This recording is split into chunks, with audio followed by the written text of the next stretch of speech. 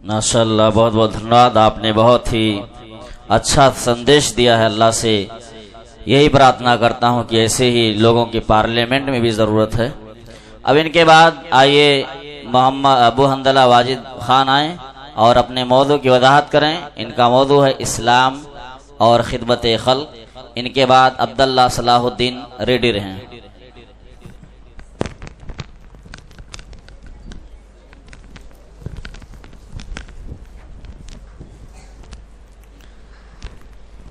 السلام عليكم ورحمة الله وبركاته. الحمد لله رب العالمين، والصلاة والسلام على أشرف الأنبياء والمرسلين نبينا محمد وعلى آله وأصحابه أجمعين. أما بعد، فقد قال الله تعالى: أعوذ بالله من الشيطان الرجيم، بسم الله الرحمن الرحيم، ان الدین عند اللہ الاسلام. لائق صدر انجمن، مشفق اساتذہ کرام، معزز علماء کرام، معزز حکم صاحبان اور دور دراز سے تشریف لائے ہوئے مہمان نظام اور پردہ نشین ماں اور بہنوں، آج کی اس سالانہ انجمن میں میں نے جو موضوع منتخب کیا ہے وہ ہے اسلام اور خدمت خلق. سامعین کرام، اللہ تعالیٰ کے نزدیک وہ شخص زیادہ وقیر، اللہ تعالیٰ نے انسان کو انسان ہونے کی حیثیت سے محترم بنایا ہے اور ان کو زندگی بسر کرنے کا سیدھا راستہ بھی دکھایا ہے. اس سیدھے راستے پر چل کر انسان ایک ایسے بلند مقام پر پہنچ جاتا ہے جو فرشتوں کو بھی حاصل نہیں ہوتا. اللہ تعالیٰ کی راہ پر چلنے والا انسان اللہ تعالیٰ کا خوش نصیب بندہ بن جاتا ہے. یہ قابل رشک منصب کسی دوسرے مخلوق کا مقدر نہیں بن سکا. اس سیدھے راستے کا نام اسلام ہے. اسلام مکمل دین اور مکمل نظام حیات ہے. انسانی زندگی کا کوئی پہلو ایسا نہیں جس کو مذہب اسلام نے واضح نہ کیا ہو. انفرادی و اجتماعی زندگی کے ہر شعبے میں اسلام کی تعلیمات اور اس کی ہدایات موجود ہے. اسلام وہی دین ہے جس کی تبلیغ و اشاعت کے لیے اس دار فانی میں مختلف ادوار میں متعدد انبیاء کرام علیہ السلام بھیجے گئے اور ان پر کتابیں بھی نازل کی گئی. اسلام اللہ کا آخری پیغام ہے، ان الدین عند اللہ الاسلام. اللہ تعالیٰ کے یہاں جس دین کا اعتبار ہے وہ مذہب اسلام ہے. سورہ آل عمران آیت نمبر 19. مذہب اسلام میں خدمت خلق کو بڑی اہمیت دی گئی ہے. اللہ تعالیٰ کا ارشاد ہے: وَاعْبُدُوا اللَّهَ وَلَا تُشْرِكُوا بِهِ شَيْئًا وَبِالْوَالِدَيْنِ إِحْسَانًا وَبِذِي الْقُرْبَى وَالْيَتَامَى وَالْمَسَاكِينِ وَالْجَارِ ذِي الْقُرْبَى وَالْجَارِ الْجُنُبِ والصاحب بالجنب وابن السبيل وما ملكت أيمانكم إن الله لا يحب من كان مختالا فخورا. اللہ کی عبادت کرو اور اس کے ساتھ کسی کو شریک نہ کرو اور ماں باپ کے ساتھ حسن سلوک و احسان کرو اور رشتہ داروں سے اور یتیموں سے اور مسکینوں سے اور قریبی ہمسایہ سے اور اجنبی ہمسایہ سے اور پہلو کے ساتھی سے اور راہ کے مسافر سے اور ان سے جن کے مالک تمہارے ہاتھ ہیں. یقیناً اللہ تعالیٰ تکبر کرنے والوں اور شیخی خوروں کو پسند نہیں فرماتا. ایک دوسری جگہ اللہ تعالیٰ ارشاد فرماتا ہے: یا ایھا الذین آمنوا ارکعوا واسجدوا واعبدوا ربکم وافعلوا الخیر لعلکم تفلحون. اے ایمان والو، رکوع اور سجدے کرتے رہو اور اپنے پروردگار کی عبادت میں لگے رہو اور نیک کام کرتے رہو تاکہ تم کامیاب ہو جاؤ. سورہ حج آیت نمبر 37. سامعین کرام، خدمت خلق ایک عبادت ہے. مخلوق خدا کی خدمت کرنا دراصل اللہ کی خدمت کرنا ہے. ان کے کام آنا اللہ کے کام آنا ہے. اگر آپ کے سامنے اللہ کا کوئی بندہ ہاتھ پھیلائے اور اس کا ہاتھ خالی لوٹا دے تو گویا آپ نے اللہ تعالیٰ کے ہاتھ کو خالی لوٹا دیا ہے. یہی ہے عبادت، یہی دین و ایمان. یہی ہے عبادت، یہی دین و ایمان. کی کام آئے دنیا میں انسا کی انسا۔ سامعین کرام، مکہ میں ایک بوڑھی عورت ایک مزدور کی تلاش میں تھی کہ رحمت عالم صلی اللہ علیہ وسلم اس کے پاس پہنچے اور اس کا ساز و سامان پہنچا دیا۔ رخصت ہونے لگے کہ بڑھیا نے کہا، دیکھو محمد صلی اللہ علیہ وسلم کی بات نہ مانیو ورنہ وہ تم کو تمہارے آبائی دین سے برگشتہ کر دیں گے، لیکن آپ نے بتایا میرا ہی نام محمد ہے، تو بڑھیا نے اسی وقت کلمہ پڑھا اور مسلمان ہو گئی۔ سامعین کرام، اللہ تعالیٰ کے نزدیک وہ شخص زیادہ وقی اور بہتر ہے جو خلق خدا کی بے لوث خدمت کرتا ہے، وہ اس پر اللہ تعالیٰ سے اجر کی توقع رکھتا ہے اور نہ غیر اللہ سے صلاح طلب کرتا ہے اور نہ ستائش کی تمنا رکھتا ہے۔ رہے وہ خانمان خلق جو اپنی مفاد اور ذاتی اغراض کی خاطر لوگوں کی خدمت کرتے ہیں، ان کے معاملے میں دلچسپی لیتے ہیں، تو ان کے لیے کوئی اجر و ثواب نہیں ہے۔ سامعین کرام، کتنے افسوس کی بات ہے کہ آج ہمارا شمار بھی انہی حضرات میں ہوتا ہے جو صرف نمائش اور مفاد کے لیے خدمت خلق جیسے مقدس فریضہ کو انجام دے کر اسلامی گراقل تعلیم کا مذاق اڑاتے ہیں۔ حالانکہ ہونا تو یہ چاہیے تھا کہ خدمت خلق کے ذریعہ ہم دنیا کی دوسری قوموں کو اسلام کی طرف راغب کرتے اور انہیں اسلام کی سچی تعلیمات کو سمجھنے کا موقع دیتے۔ اب آخر میں ایک شعر کے ساتھ میں اپنی تقریر ختم کرتا ہوں۔ بھوکوں کو کھلانا ہو مظلوم کو بچانا، بھوکوں کو کھلانا ہو مظلوم کو بچانا، یہ دین کی تعلیم ہے سب کو گلے لگانا۔ اب آخر میں اللہ تعالیٰ سے دعا ہے کہ اللہ ہمارے اندر خدمت خلق کا وہی جذبہ عطا فرما جو ہمارے اسلاف میں تھا۔ وآخر دعوانا الحمدللہ رب العالمین، والسلام علیکم ورحمۃ اللہ وبرکاتہ۔ ماشاءاللہ، بارک اللہ فیک۔ اب جگر تھام کے بیٹھو ہماری باری ہے۔ ابھی چند مہینے میں بچے نے قرآن مجید کو اپنے سینوں میں محفوظ کیا۔ دیکھنے میں تو چھوٹا ہے لیکن ابھی اسپیچ اس کا دیکھیے گا کس بیس پر ہے وہ آپ کو سمجھ میں آئے گا۔ عربی میں تقریر ہے، میں ان کو گزارش کروں گا عبداللہ صلاح الدین، ان کا موضوع ہے التوحید و اقسامہ، آئیں اور اپنے موضوع کی وضاحت کریں۔ ان کے بعد ابو العاص واجد خان تیار رہیں۔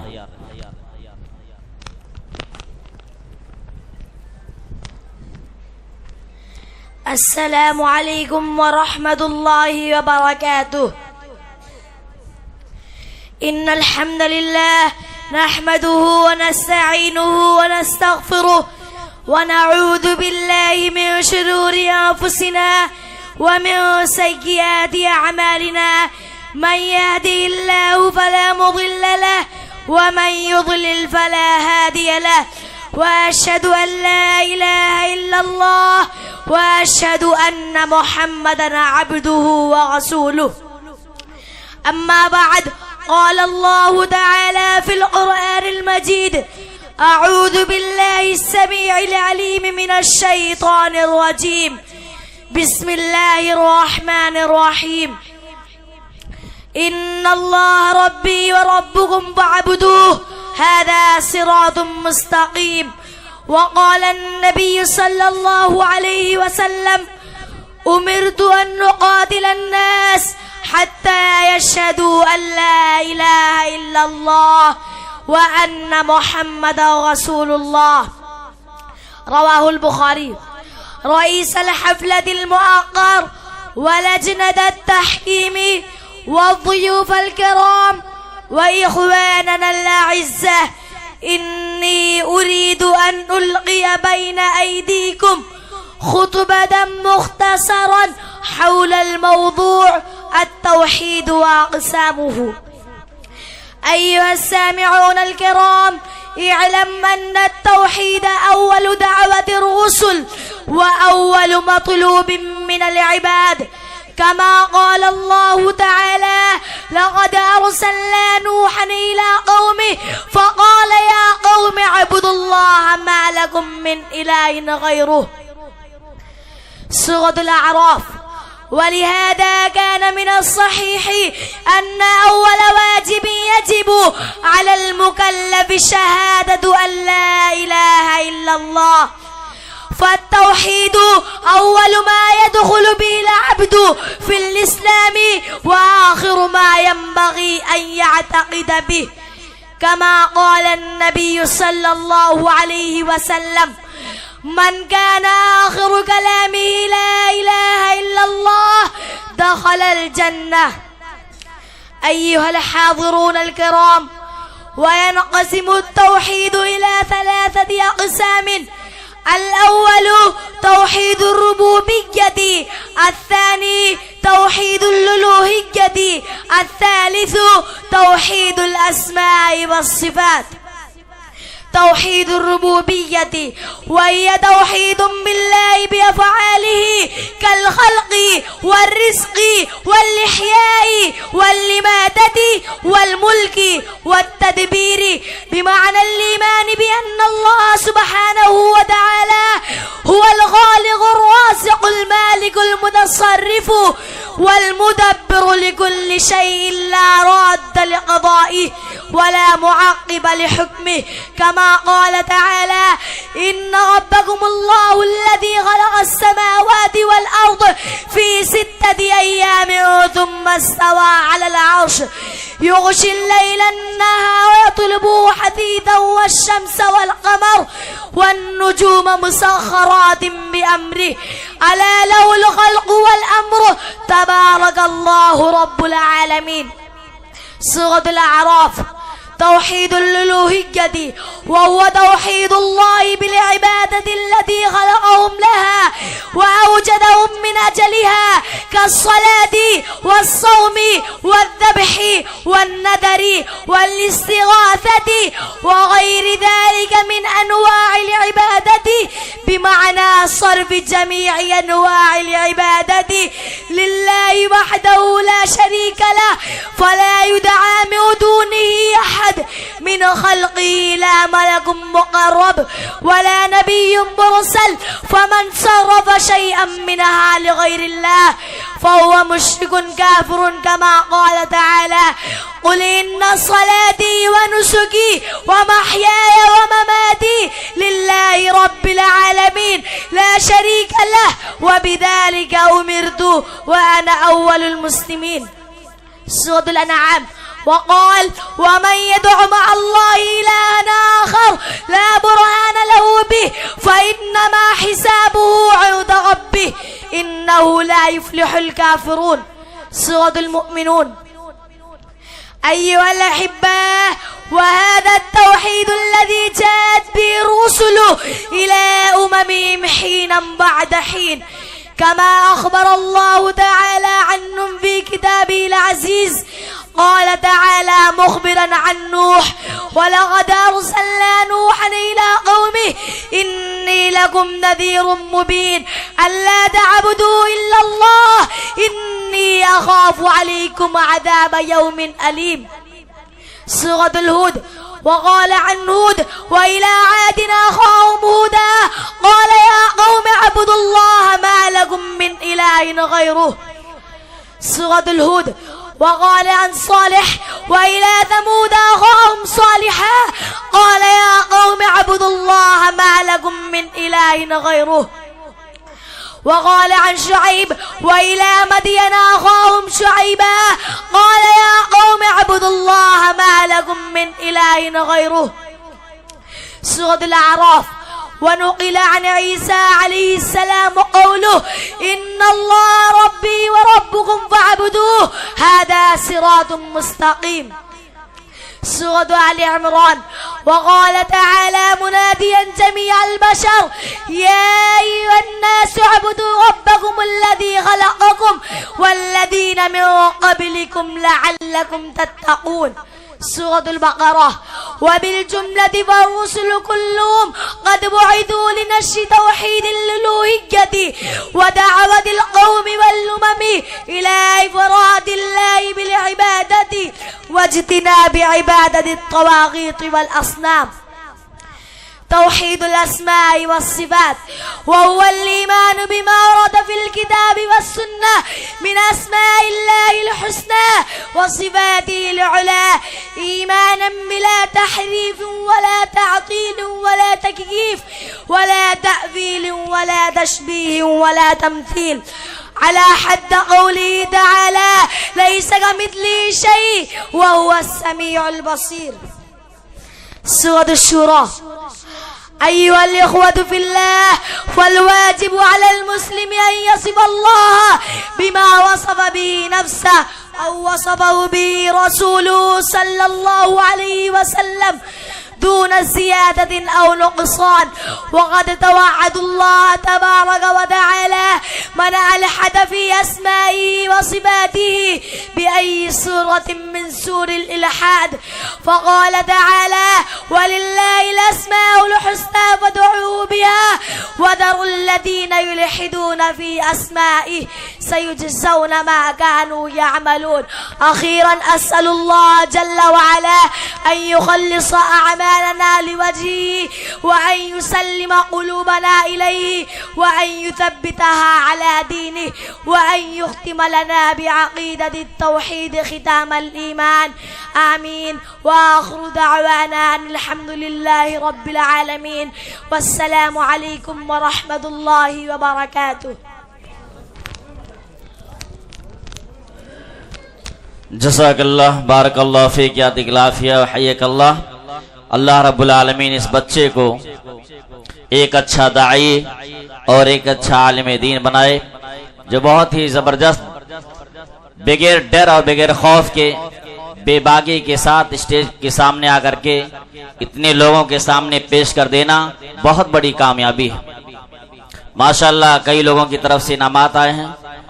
2140 روپے کا انعام ماشاءاللہ اس بچے نے اچیو کیا ہے۔ اللہ رب العالمین سب کو جزائے خیر عطا فرمائے۔ اب آئیے، دشمن گھٹا نہ پائے گا عظمت قرآن کی، دشمن گھٹا نہ پائے گا عظمت قرآن کی، کرتا ہے رب تعالی حفاظت قرآن کی۔ ایک موضوع ہے قرآن کی تاثیر انسانی زندگی پر، جس پر روشنی ڈالیں گے ابو العاص واجد علی، وہ آئیں اور اپنے موضوع کی وضاحت کریں۔ ان کے بعد عبداللہ ارشاد تیار رہیں۔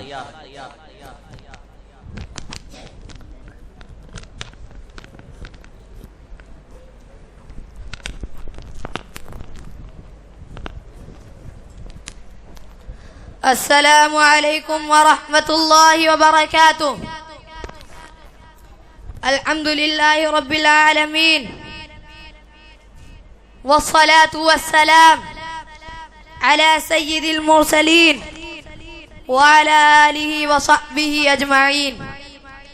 اما بعد، قال اللہ تعالی: اعوذ باللہ من الشیطان الرجیم، بسم اللہ الرحمن الرحیم، لا تسمعوا لهذا القرآن والغوا فيه لعلكم تغلبون۔ لائق صدر انجمن، مشفق اساتذہ کرام، معزز علماء کرام، معزز حکم صاحبان اور دور دراز سے تشریف لائے ہوئے مہمانان اعظام اور میری پردہ نشین ماں اور بہنوں، آج کی سالانہ انجمن میں میری تقریر کا عنوان ہے قرآن کی تاثیر انسانی زندگی پر۔ دشمن گھٹا نہ پائے گا عظمت قرآن کی، دشمن گھٹا نہ پائے گا عظمت قرآن کی، کرتا ہے رب تعالی حفاظت قرآن کی۔ سامعین کرام، قرآن مجید اللہ تعالی کی عظیم مقدس و مستند کتاب ہے۔ یہ کتاب سید الانبیاء محمد صلی اللہ علیہ وسلم پر نازل ہوئی۔ یہ نسخہ شفا، نور مبین اور حکمت و موعظت کا شہپارہ ہے۔ اس میں انسانوں کے لیے مکمل ضابطۂ حیات ہے، اس میں زندگی کے رموز و نکات ہے، اس کے پڑھنے سننے میں بڑی خیر و برکت ہے۔ اس کی آیات پڑھنے و سننے والوں پر بجلی کی طرح اثر کرتی ہے۔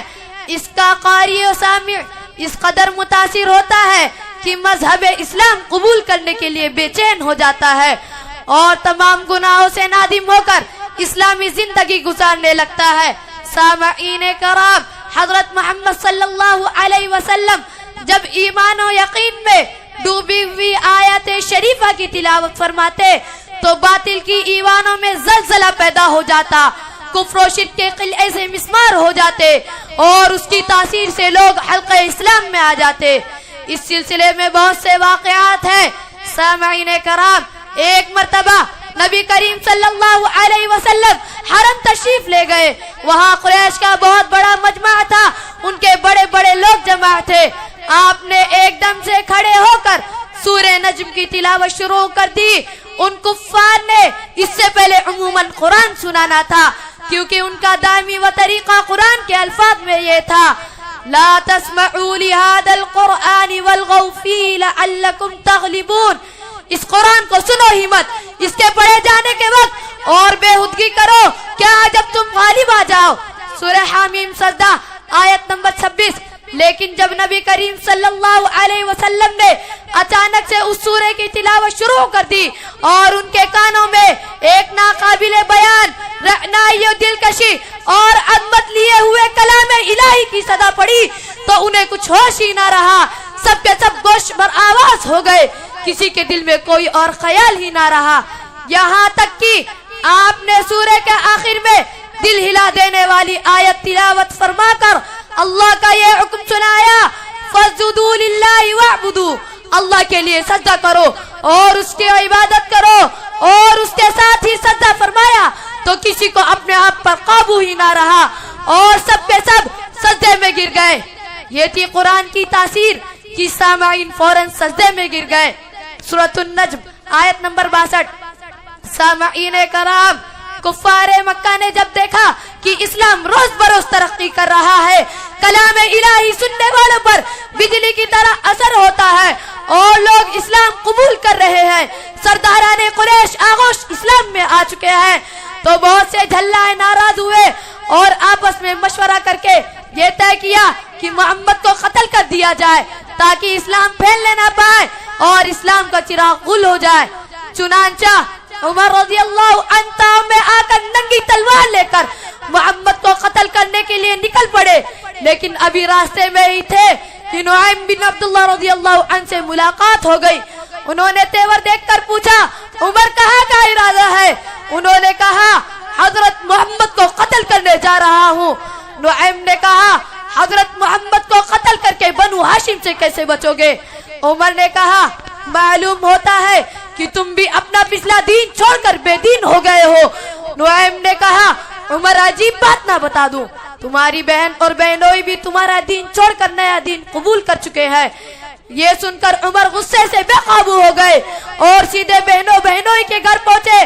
وہاں دونوں عدد خباب رضی اللہ عنہ سے قرآن پڑھ رہے تھے۔ آیات کریمہ عمر کے کانوں میں پڑی، وہ حقیقت تک پہنچ گئے۔ اب پارا اور گرم ہوا کہ محمد اور اس کے کلام کی آقائی میرے گھر میں آ گئی، یہ بات بالکل ناقابل برداشت ہے۔ دروازہ کھلتے ہی بہنوئی پر چڑھ بیٹھے اور انہیں بری طرح کچل دیا۔ ان کی بہن نے لپک کر انہیں اپنے شوہر سے الگ کیا تو بہن کو ایسا چاٹا مارا کہ چہرہ خون آلود ہو گیا۔ بہن نے جوش قدم میں کہا، قد اسلمنا و شہدنا، ہم لوگ اسلام لا چکے ہیں اور نبی کریم صلی اللہ علیہ وسلم کی پیروی کی ہے، اب آپ کی جو مرضی ہو کر گزریے، ہم اسلام سے پھرنے والے نہیں۔ رواہ الحاکم حدیث نمبر 5457۔ یہ سن کر عمر پر مایوسی کے بادل چھا گئے اور انہیں اپنی بہن کے چہرے پر خون دیکھ کر شرم و ندامت بھی محسوس ہوئی۔ پھر بے قرار ہو کر بولے، اچھا یہ کتاب عظیم جو تمہارے پاس ہے ذرا مجھے پڑھنے کو دو۔ ان کی بہن نے کہا، تم ناپاک ہو، اس کو صرف پاک لوگ چھو سکتے ہیں، اٹھو غسل کرو۔ عمر نے غسل کیا، وضو کیا، پھر کلام اللہ لیا، بسم اللہ الرحمن الرحیم پڑھا اور کہنے لگے، یہ بڑے پاکیزہ نام ہے۔ اس کے بعد طٰہٰ سے اننی انا اللہ لا الہ الا انا فاعبدنی واقم الصلاۃ لذکری تک تلاوت کی۔ ان آیات قرآنی نے عمر پر ایسا اثر کیا کہ بول اٹھے، مجھے نبی صلی اللہ علیہ وسلم کی خدمت اقدس میں لے چلو تاکہ میں مشرف با اسلام ہو سکوں۔ سورہ طٰہٰ آیت نمبر 1 تا 14۔ سامعین کرام، یہ خوشگوار تبدیلی دیکھ کر حضرت خباب رضی اللہ عنہ جو عمر کی آمد پر پردے میں چھپ گئے تھے باہر آ گئے، با آواز بلند پکارا، عمر آپ کو دولت اسلام مبارک ہو، آپ کے حق میں نبی کریم صلی اللہ علیہ وسلم نے جو دعا کی تھی وہ قبول ہوئی. پھر حضرت خباب رضی اللہ عنہ حضرت عمر فاروق رضی اللہ عنہ کو خدمت نبی میں لے گئے. خدمت نبی میں پہنچتے ہی انہوں نے اشہد ان لا الہ الا اللہ و اشہد ان محمد رسول اللہ پڑھا اور حلقہ اسلام میں آ گئے. یہ دیکھتے ہی صحابہ کرام رضی اللہ عنہم جوش میں آ گئے اور انہوں نے اس زور سے اللہ اکبر کا نعرہ بلند کیا کہ وادیاں اور پہاڑیاں گونج اٹھی. سامعین کرام، یہ تھی قرآن کی تاثیر جس نے عمر فاروق رضی اللہ عنہ جیسے فولاد کو موم کر دیا اور ان کے دین و دماغ میں ایمان و توحید کا گل کھلا دیا. ایک شاعر نے کیا خوب ہی کہا ہے قول محمد قول خدا فرمان نہ بدلا جائے گا. ہے قول محمد قول خدا فرمان نہ بدلا جائے گا. بدلے گا زمانہ لاکھ مگر قرآن نہ بدلا جائے گا. سامعین کرام، کفار مکہ نبی کریم صلی اللہ علیہ وسلم اور صحابہ کرام کو طرح کی ہدیتیں دیتے، ان پر ظلم و ستم کے پہاڑ ڈالتے. جب یہ ظلم و تشدد حد سے بڑھ گیا تو نبی صلی اللہ علیہ وسلم نے مسلمانوں کو مشورہ دیا کہ حبشہ چلے جائیں، کیونکہ وہاں کا بادشاہ رحم دل، منصف اور سنجیدہ مزاج ہے.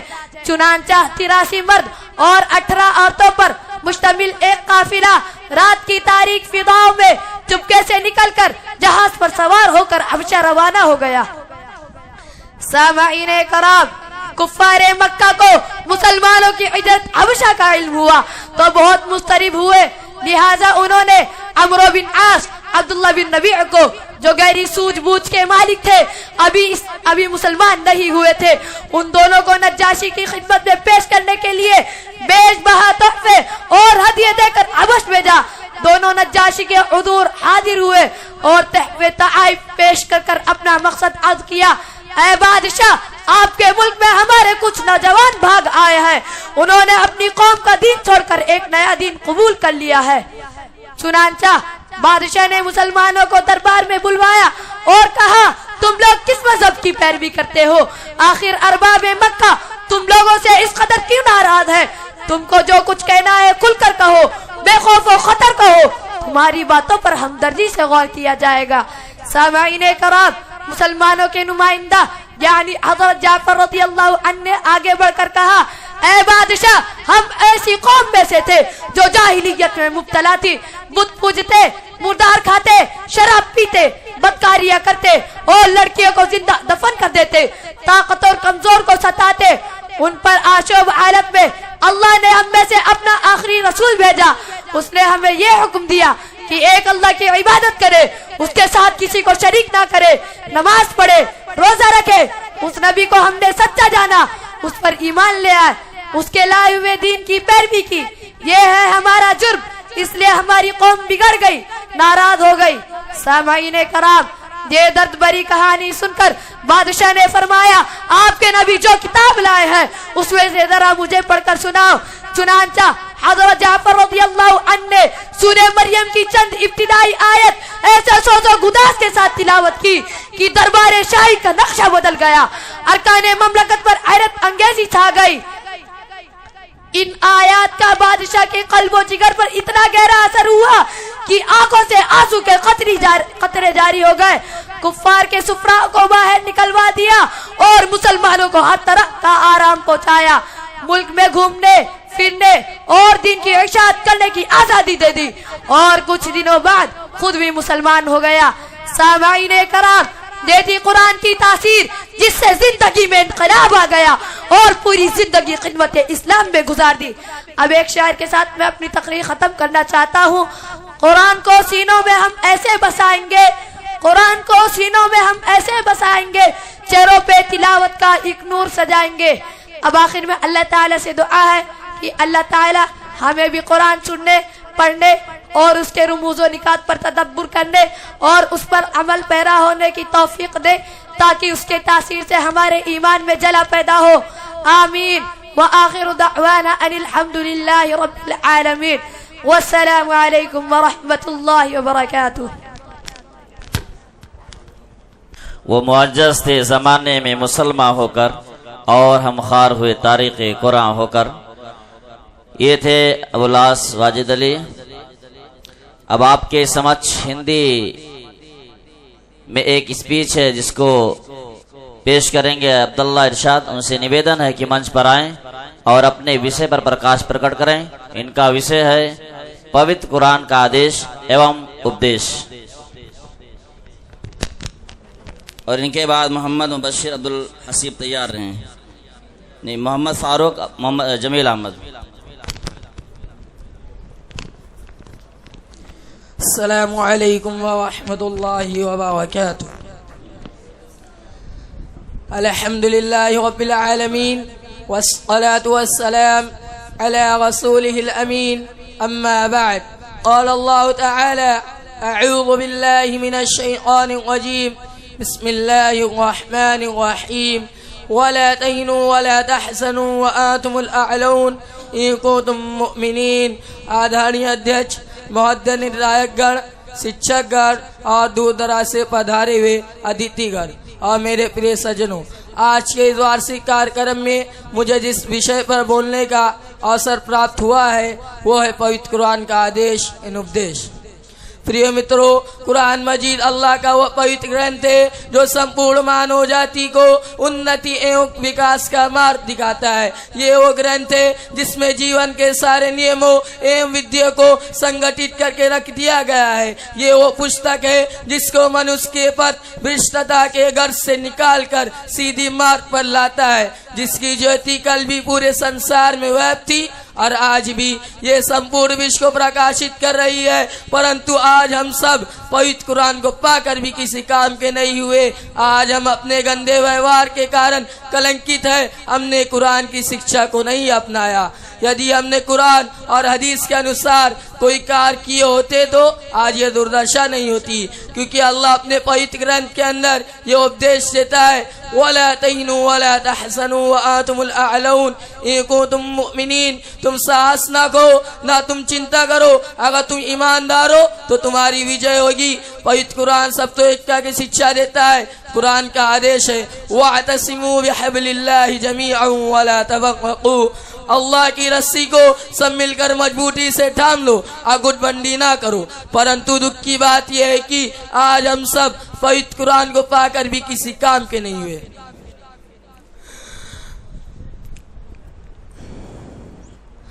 پوتر قرآن کے اپدیش کو اپنایا ہی نہیں. پوتر حدیث کا اپدیش ہے: یا ایھا الناس قولوا لا الہ الا اللہ تفلحوا. اے لوگو لا الہ الا اللہ پڑھ لو، سفلتا پالو گے. تاتپریہ کے تمہارے مت بندھت و بھائی چارگی کے سمبند کو رہنا چاہیے. تمہیں رحماء بینہم کا ساتھی رہنا چاہیے. قرآن کا آدیش ہے کہ لا الہ الا اللہ محمد رسول اللہ کے مارگ کو سمجھے، اے اس کا کریاون کرے. کنتو آج ہم اس پر عمل نہیں کرتے ہیں. اسی پرکار مانو کے وناش کے سمبند کرتے ہوئے اس سے بچنے کا کٹور اپدیش دیا ہے: یا ایھا الذین آمنوا اجتنبوا کثیرا من الظن ان بعض الظن اثم ولا تجسسوا ولا یغتب بعضکم بعضا ان یحب احدکم ان یأکل لحم اخیہ میتا فکرہتموہ. اے ایمان والو، بہت بڑی گناہ سے بچو اور وشواس کرو کہ کچھ برے گناہ پاپ ہے. اور بیٹراج نہ ٹٹولا کرو، نہ تم میں سے کوئی کسی کی برائی کیا کرو. کیا تم میں سے کوئی اپنے مرے ہوئے بھائی کا ماس کھانا اچھا سمجھتا ہے؟ تم کو اس سے گھنرا ہوگی. اسی پرکار نردھنتا کے بھائی سے اپنی سنتان و پریوار کی ہتیا کرنے سے کٹورتا سے روکا ہے اور یہ اپدیش دیا ہے: تقتل ولدک خشیۃ ان یطعم معک. تم اپنی سنتان کی اس وجہ سے ہتیا نہ کرو کہ وہ تمہارے سنگ کھائے گا. پریو مترو، نردھنتا کے وجہ سے اپنی سنتان کی ہتیا نہ کرو. پوتر قرآن میں اللہ نے مادک وستیوں کے ساتھ حرام گھوشت کر کے سنسار کو آشانتی کے وگنان سے سرکشت رکھا. اللہ آدیش دیتا ہے: یا ایھا الذین آمنوا انما الخمر والمیسر والانصاب والازلام رجس من عمل الشیطان فاجتنبوہ لعلکم تفلحون. اے ایمان والو، دارو، جوا اور مورتیوں کی استان یہ سب گندے شیطانی کارے، اس سے تم اس سے الگ رہو تاکہ تم سفل ہو سکو.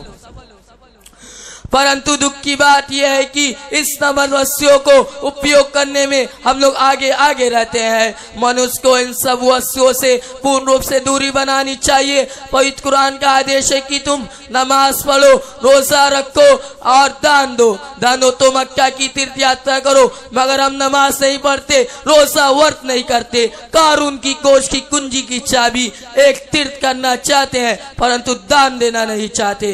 कहने का तात्पर्य है कि हम लोगों ने कुरान के उपदेशों को भुला दिया है और उस पर चलना छोड़ दिया है। इसी कारण हमारे नबी सल्लल्लाहु अलैहि वसल्लम परले के दिन अल्लाह ताला से समझ अपनी उम्मत के खिलाफ शिकायत करते हुए कहेंगे, या रब्बी इन्ना कौम इत्तखदु हादल कुरान महजूरा, ए मेरे अल्लाह मेरे संप्रदाय कौम ने इस पवित्र कुरान को छोड़ रखा था। अतः हम सब मुसलमानों पर अनिवार्य है कि कुरान का अध्ययन करे और अपने संतानों की शिक्षा करे और उसके आदेशों एवं शिक्षाओं का पालन रखते हुए समाज में वह बुराई को दूर करे। अंत में अल्लाह से प्रार्थना है कि अल्लाह हमें कुरान के आदेशों एवं उद्देश्यों पर चलने वाला बनाए। आमीन। वमा अलैना इल्लल बलाग। अस्सलामु अलैकुम व रहमतुल्लाहि व बरकातुहू। माशाअल्लाह।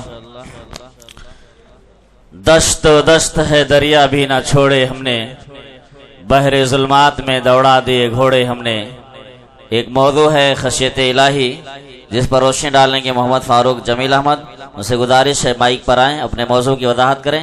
इनके बाद मोहम्मद मुबशिर अब्दुल हसीब रेडी रहें।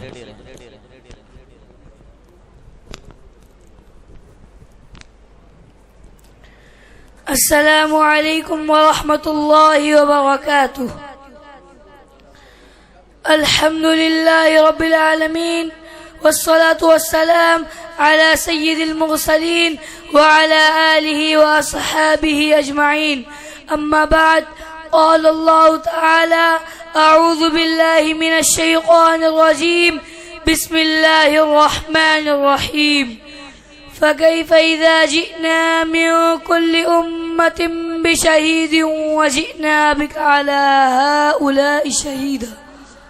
صدر انجمن، مشفق اساتذہ کرام، معزز حکم صاحبان، معزز علماء کرام اور دور دراز سے تشریف لائے ہوئے مہمانان عظام اور پردہ نشین ماں اور بہنوں، آج کی اس پرونق بزم میں خشیت الہی کے موضوع پر کچھ بولنا چاہتا ہوں۔ خشیت کہتے ہیں اللہ رب العالمین سے ایسا خوف کھانا جس میں اس کی تعظیم ہو۔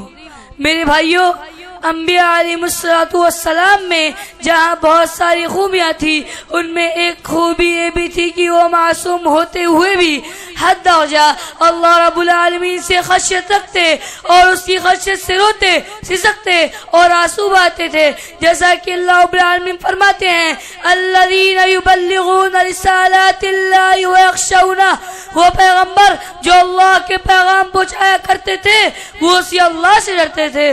سورہ احزاب آیت نمبر 48۔ اور ایک دوسرے مقام پر فرماتے ہیں اذا تتلی علیہم آیات الرحمن خروا سجدا وبکیا، جب ان نبیوں پر اللہ الرحمن کی آیت تلاوت کی جاتی تھی تو وہ سجدہ میں بے اختیار گر جاتے تھے اور ان کی آنکھیں اشک بار ہو جاتی تھی۔ سورہ مریم آیت نمبر 58۔ اس لیے وارثین انبیاء یعنی علماء کرام کو بھی ڈرنے کی تاکید کی گئی ہے اور یہ واضح کر دیا ہے کہ حقیقی معنوں میں علماء دین وہی ہوں گے جو اللہ رب العالمین سے خشیت رکھتے ہیں، جیسا کہ اللہ تعالیٰ فرماتے ہیں انما یخشی اللہ من عباده العلماء، اللہ سے اس کے وہی بندے ڈرتے ہیں جو علم رکھتے ہیں۔ سورہ فاطر آیت نمبر 28۔ خشیت الہی ایسی صفت ہے جو انبیاء کرام کی، علماء کرام کی، حتیٰ کی مومنین کی عمدہ صفات میں شامل ہے، جیسا کہ اللہ رب العالمین فرماتے ہیں انما المؤمنون الذین اذا ذکر اللہ وجلت قلوبهم وَإِذَا تُلِيَتْ عَلَيْهِمْ آيَاتُهُ زَادَتْهُمْ إِيمَانًا وَعَلَى رَبِّهِمْ يَتَوَكَّلُونَ۔ مومنوں کی شان تو یہ ہے کہ جب اللہ کا ذکر کیا جاتا ہے تو ان کے دل دہل جاتے ہیں اور جب اس کی آیتیں پڑھ کر سنائی جاتی ہے تو ان کے ایمان کو اور زیادہ کر دیتی ہے اور وہ ہر حال میں اپنے پروردگار پر بھروسہ رکھتے ہیں۔ سورہ انفال آیت نمبر 2۔ معزز حضرات، اللہ تعالیٰ کے فرشتے جو ہمیشہ اللہ کی تسبیح و تحمید، کبریائی و بڑائی اور تعریف و توصیف میں مشغول رہتے ہیں، وہ اپنے رب کی کسی حال میں نافرمانی نہیں کرتے، اللہ سے اتنا ڈرتے ہیں کہ ان کے بارے میں قرآن کہتا ہے وَهُم مِّن خَشْيَتِهِ مُشْفِقُونَ، وہ تو اس کی ہیبت سے خود ہی ڈرتے رہتے ہیں۔ سورہ انبیاء آیت نمبر 28۔ یہ وسیع عریض زمین اور بلند و بالا بے ستون آسمان، شجر و حجر، دریا اور پہاڑ، سب خوف الہی سے لرزاں و ترساں ہیں، نیز اس کے خوف سے گر گر پڑتے ہیں۔ آئیے اب امام الانبیاء محمد صلی اللہ علیہ وسلم کی خشیت الہی کے بارے میں جانتے ہیں۔ حضرت عبداللہ بن مسعود رضی اللہ عنہ بیان کرتے ہیں کہ ایک مرتبہ نبی کریم صلی اللہ علیہ وسلم نے مجھ سے فرمایا اے ابن مسعود مجھے قرآن پڑھ کر سناؤ۔ میں نے عرض کیا آپ پر قرآن نازل ہوا ہے، آپ ہی کو سناؤں؟ آپ صلی اللہ علیہ وسلم نے فرمایا ہاں سناؤ، میرا دل چاہتا ہے کہ میں تم سے قرآن سنوں۔ حضرت عبداللہ بن مسعود رضی اللہ عنہ کہتے ہیں کہ میں نے سورہ نساء کی تلاوت شروع کر دی، جب میں اس آیت پر پہنچا فَكَيْفَ إِذَا جِئْنَا مِن كُلِّ أُمَّةٍ بِشَهِيدٍ وَجِئْنَا بِكَ عَلَى هَؤُلَاءِ شَهِيدًا، پس اے نبی پاک صلی اللہ علیہ وسلم کیا حال ہوگا اس دن یعنی قیامت کے دن جس دن ہر امت سے گواہ طلب کریں گے اور ہم آپ کو ان لوگوں پر گواہی دینے کے لیے طلب کریں گے۔ سورہ نساء آیت نمبر 41۔ حضرت عبداللہ بن مسعود رضی اللہ عنہ کہتے ہیں کہ اس آیت کریمہ کا پڑھنا تھا کہ آپ صلی اللہ علیہ وسلم نے فرمایا ابن مسعود ٹھہر جاؤ، میں ٹھہر گیا اور آنکھ اٹھا کر دیکھا تو آپ کی آنکھوں سے آنسو جاری تھے۔ صحیح بخاری حدیث number 4582۔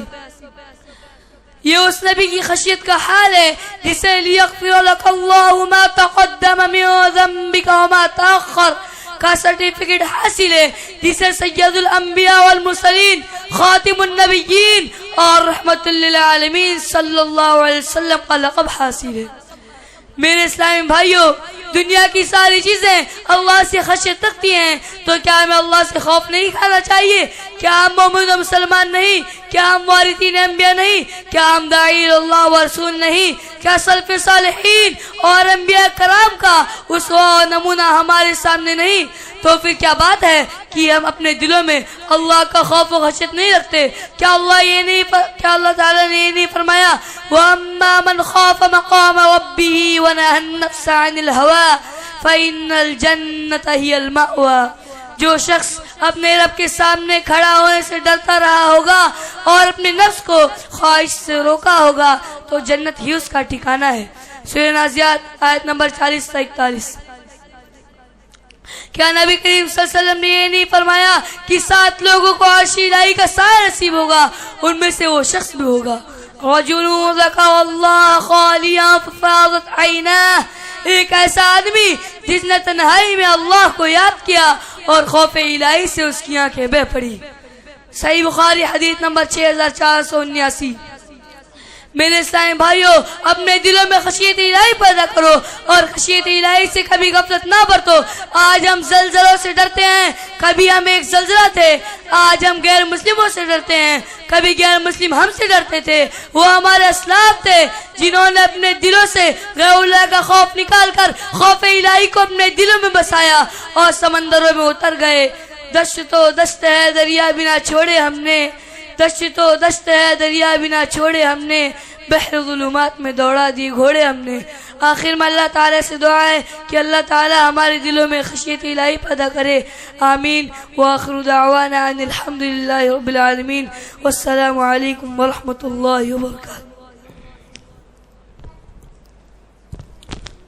MashaAllah, Jazakallah Hasan al-Jasa. Now I would like to invite a student, Muhammad Mubashir Abdul Hasib. Please come on the stage. The topic, Laylatul Qadr. ان کے بعد حمیم ارشد ریڈی رہیں۔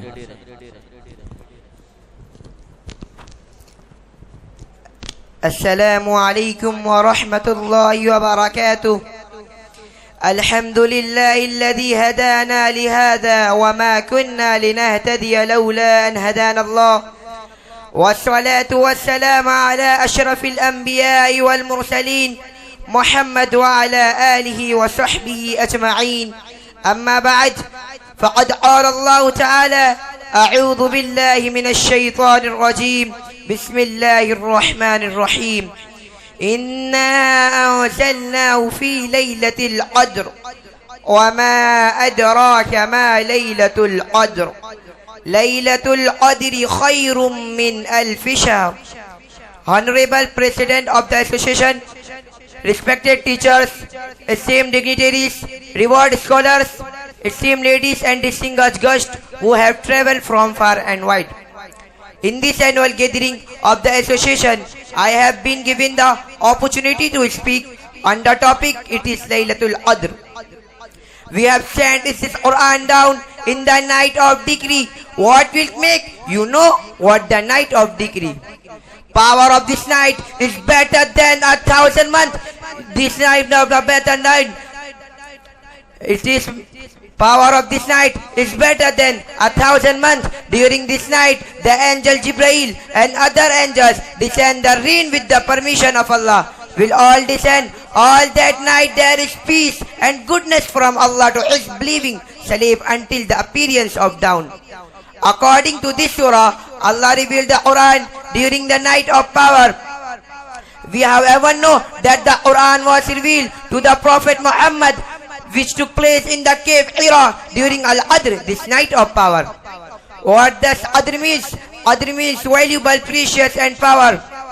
What made this night the night of power? The revelation of the Holy Quran during this night made it a night of value and power.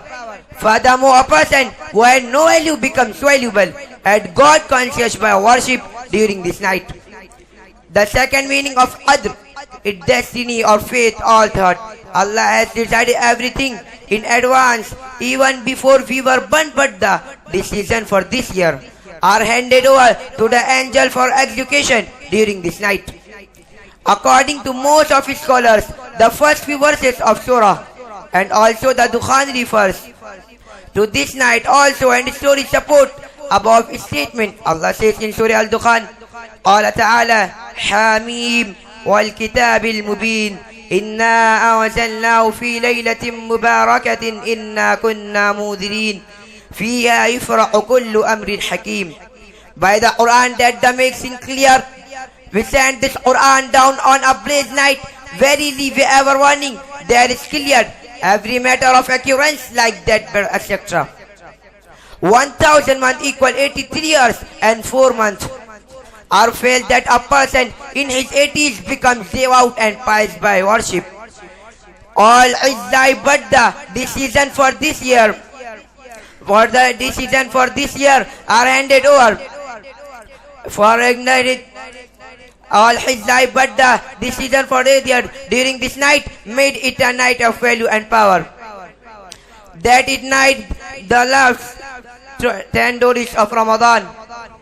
The 5 odd nights, the 5 odd nights, the 5 odd nights, the 5 odd nights, the last of Ramadan. During this 5 nights, one should be awake and spend the night. Prophet Muhammad ﷺ said, make this dua, Allahumma innaka afukum tuhibbul afwa fa'afu anni. Oh Allah, you are indeed forgiving, you love to forgive, please forgive me. At last, I pray to Allah to accept this humble effort and all the listeners and readers, all the small article. Ameen. Wa alaikum assalam wa rahmatullahi wa barakatuh. MashaAllah, Jazakallah Hasan. I pray to Allah successful and achievement in this way. बहुत बहुत शुक्रिया. दिए माओ ने धक्के बीबियों ने उनसे रुख फेरा, जिधर नजरें उठी शर्मो निदामत ही ने आघेरा. इसी बेआबरूई के लिए क्या तुझको पाला था, वहीं तुम भी रहे होते जहां वो कमली वाला था. एक मौजू है मुखालिफत रसूल सल्लल्लाहु अलैहि वसल्लम के नुकसानात, जिसकी वजाहत करेंगे हमीम अरशद. उनसे गुजारिश है कि माइक पर आएं और अपने मौजू की वजाहत करें. इनके बाद फैयाद आलम परवेज आलम तैयार रहें.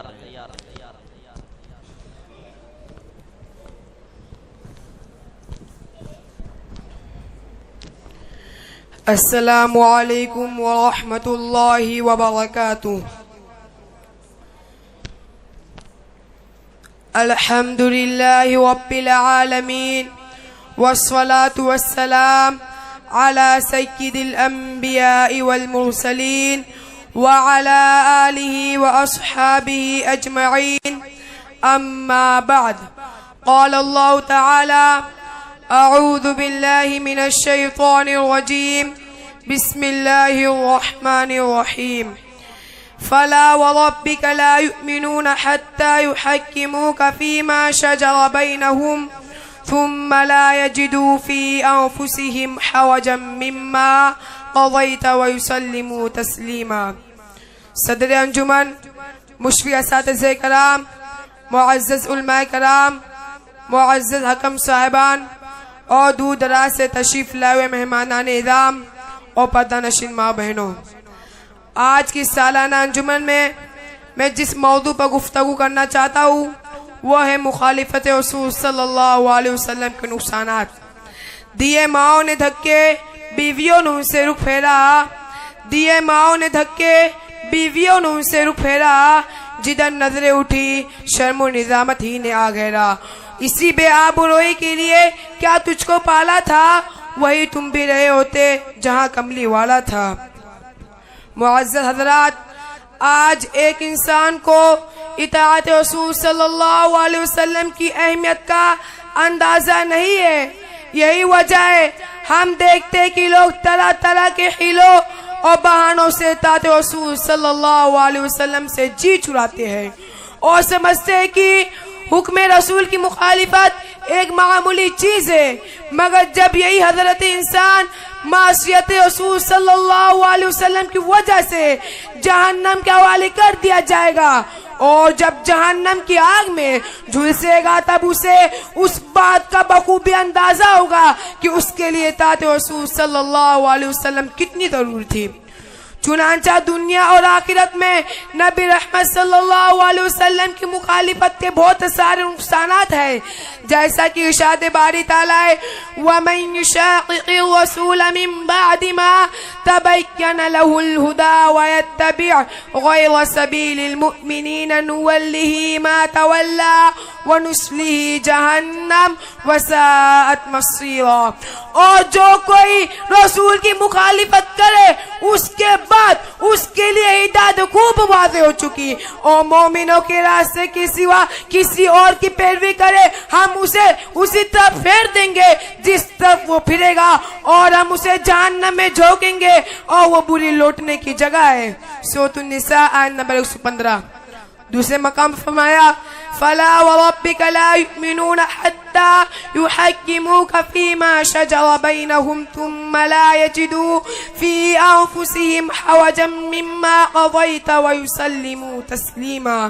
بس نہیں، تیرے رب کی قسم ہے وہ مومن نہیں ہوں گے یہاں تک کہ تو جس میں فیصلہ کرنے والا مان لے جو ان کے درمیان جھگڑا پڑ جائے، پھر اپنے دلوں میں اس سے کوئی تنگی محسوس نہ کرے. جو تو فیصلہ کرے اور تسلیم کر لے، پوری طرح تسلیم کرنا. سورۃ النساء آیت نمبر 65.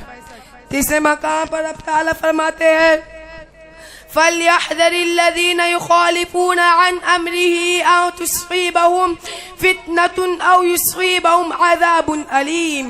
سو لازم ہے کہ وہ لوگ ڈرے جو اس کا حکم ماننے سے پیچھے رہتے ہیں کہ کوئی انہیں فتنہ آ پہنچے یا انہیں دردناک عذاب آ پہنچے.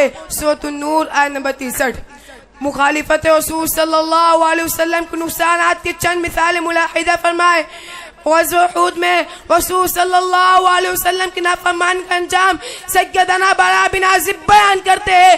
جنگ احد کے موقع پر جب مشرکین سے مقابلے کے لیے ہم پہنچے تو نبی صلی اللہ علیہ وسلم نے تیر اندازوں کا ایک دستہ عبداللہ بن جبیر رضی اللہ عنہ کی ماتحتی میں پہاڑی پر مقرر فرمایا تھا اور انہیں حکم دیا تھا کہ تم اپنی جگہ سے نہ ہٹنا. اس وقت بھی جب تم لوگ دیکھ لو کہ ہم ان پر غالب آ گئے تو پھر بھی یہاں سے نہ ہٹنا، اور اس وقت بھی جب دیکھ لو کہ وہ ہم پر غالب آ گئے تو تم لوگ ہماری مدد کے لیے نہ آنا.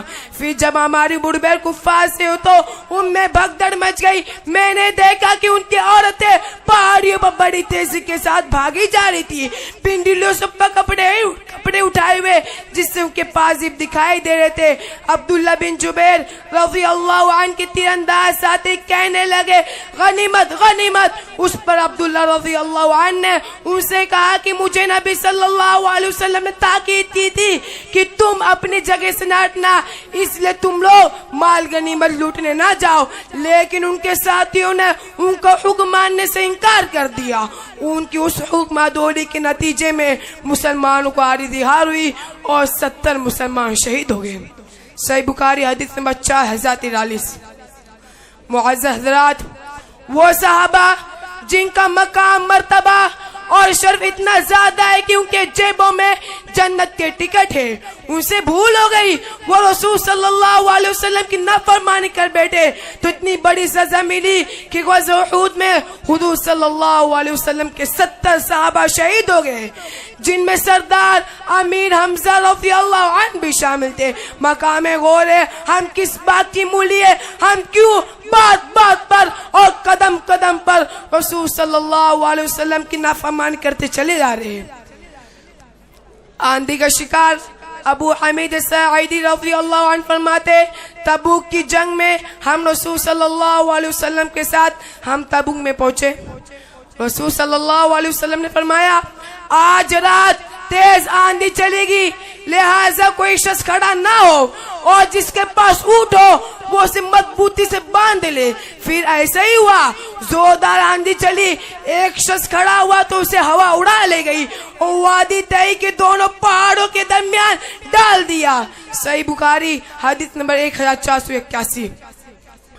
میرے بھائیوں, مذکورہ بالا دلائل کی روح سے واضح ہوا جو مسلمان بھی اپنے نبی صلی اللہ علیہ وسلم کے حکم کی مخالفت کرے گا وہ خود اپنا نقصان کرے گا, خود ہی ہلاکت و بربادی سے دوچار ہوگا. اسی کی دنیا و آخرت تباہ و برباد ہوگی اور اس کا ذمہ دار وہ خود ہی ہوگا.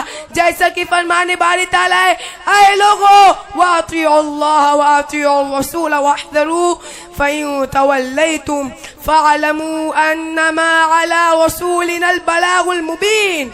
اللہ اس کے رسول کی اطاعت کرو اور نافرمان سے باز آ جاؤ, لیکن اگر تم نے حکم نہ مانا تو جان لو ہمارے رسول صلی اللہ علیہ وسلم پر تو صرف واضح طور پر اللہ کا پیغام پہنچانے کی ذمہ داری ہے. سورۃ المائدہ آیت نمبر 92.